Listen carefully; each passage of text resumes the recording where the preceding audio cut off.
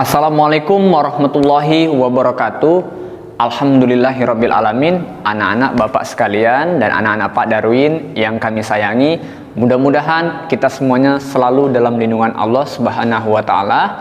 Jangan lupa kita untuk bersalawat, Allahumma sholli ala Muhammad wa ala ali Muhammad. Mudah-mudahan kita tergolong umat Nabi Muhammad yang selamat dunia dan akhirat. Salam literasi buat kita semuanya. Mudah-mudahan kita sehat-sehat semuanya ya. Oke. Nah, pada kesempatan kali ini Bapak ingin menyampaikan materi untuk pertemuan kita. Di pertemuan selanjutnya, kita masih fokus dalam kebangkitan nasional. Anak-anak bisa membuka buku paket tepatnya di halaman 80. Nah, di sini Bapak akan menyampaikan nama-nama tokoh kebangkitan nasional dimulai dari tahun 1908. Sebagaimana judul di depan, yaitu tentang perintis kebangkitan nasional. Tokoh-tokoh yang Bapak sampaikan di sini adalah tokoh-tokoh yang merintis untuk mencapai kemerdekaan. Nah, pertama di sini ada Dr. Sutomo, yang mana Dr. Sutomo memiliki basis kekuatan di organisasi Budi Utomo. Sebagaimana organisasi ini menjadi sumber massa kekuatannya untuk menggerakkan massa dan untuk memperjuangkan bangsa kita. Dan perlu kita ketahui bahwa Budi Utomo ini lahir pada tanggal 20 Mei tahun 1908 sebagai titik awal perjuangan bangsa Indonesia ke depannya. Kedua, Dr. Cipto Mangunkusumo. Sebagaimana yang kita ketahui bahwa organisasinya adalah Indix Partis. Perlu kita ketahui bahwa Indix Partis ini merupakan organisasi yang dibentuk oleh 3 tokoh sebenarnya. Di antaranya Dr. Cipto Mangunkusumo, Ki Hajar Dewantara, dan Dewis Dekker. Yang mana Indix Partis yang berartikan partai politik. Partai politik ini adalah gerakan untuk membela rakyat pribumi, yaitu kita, bangsa Indonesia, untuk melawan kolonialisme Belanda pada saat itu. Bapak lanjutkan ya. Indix Partis itu lahir pada tanggal 25 Desember 1912. Nampak ya anak-anak? Oke, yang ketiga, Ki Hajar Dewantara, yang nama aslinya adalah Bapak lupa tuh apa namanya ya, minta maaf Bapak. Namanya Suwardi Suryaningrat ya, Suwardi Suryaningrat. Nah, biasa yang kita kenal adalah Ki Hajar Dewantara.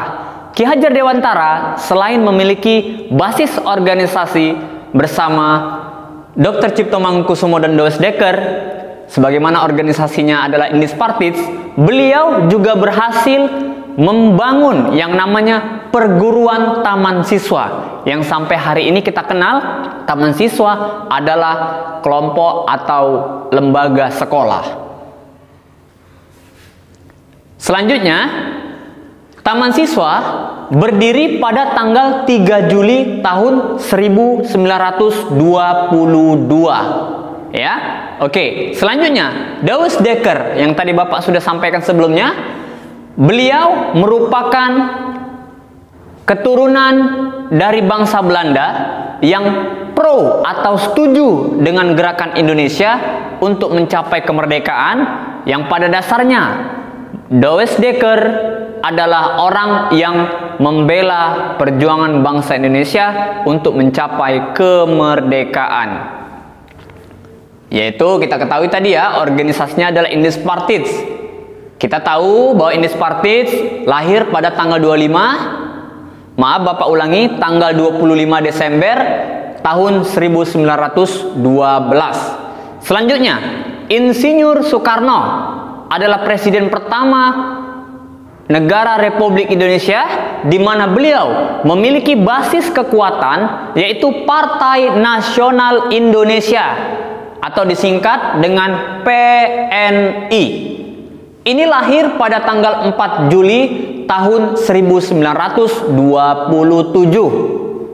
Selanjutnya, Muhammad Hatta memiliki kelompok pelajar atau mahasiswa yang bernaung di negara Belanda, yang manakala kelak beliau dan teman-teman akan mengusahakan bangsa Indonesia untuk mencapai kemerdekaan, di mana beliau punya kelompok, dalam bahasa Belandanya adalah Indienstvereniging. Indienstvereniging yang lahir pada tahun 1908.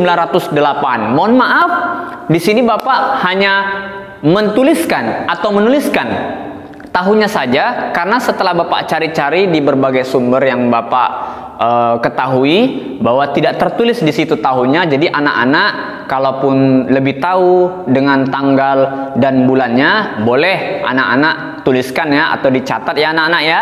Nah, ini dia ya. Selanjutnya nomor 7. Nah, inilah tokoh daripada gerakan Muhammadiyah yang kita ketahui adalah siapa?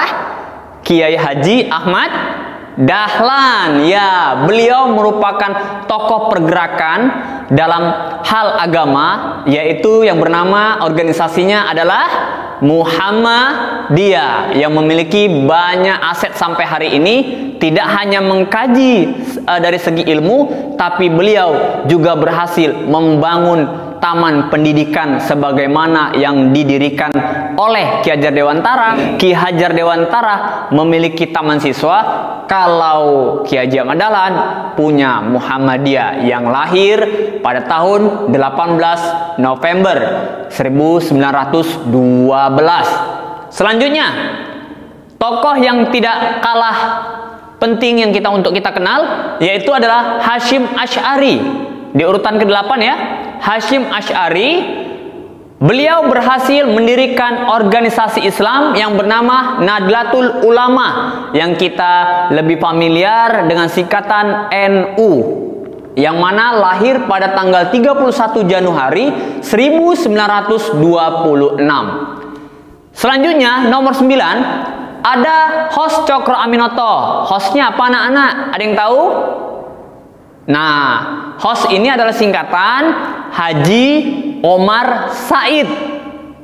Bisa sama-sama kita ucapkan, Haji Omar Said Cokro Aminoto. Beliau berhasil mendirikan Sarekat Islam pada tanggal 10 September tahun 1912. Dan yang terakhir adalah Saman Hudi. Saman Hudi ini sebenarnya lebih dahulu daripada Cokro Aminoto.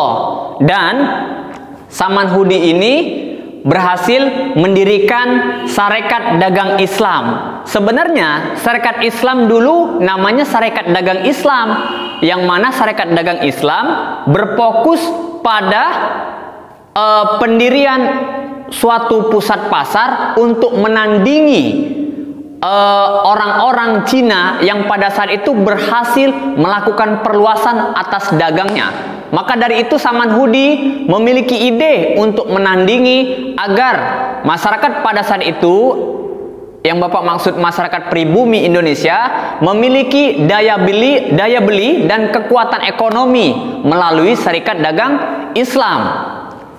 Itu dia ya anak-anak ya.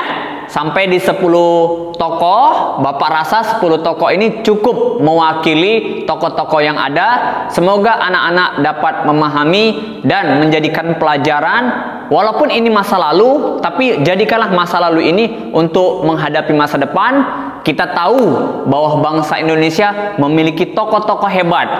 Maka dari itu, jadilah kita generasi penerus yang bermanfaat. Salam literasi. Wassalamualaikum warahmatullahi wabarakatuh.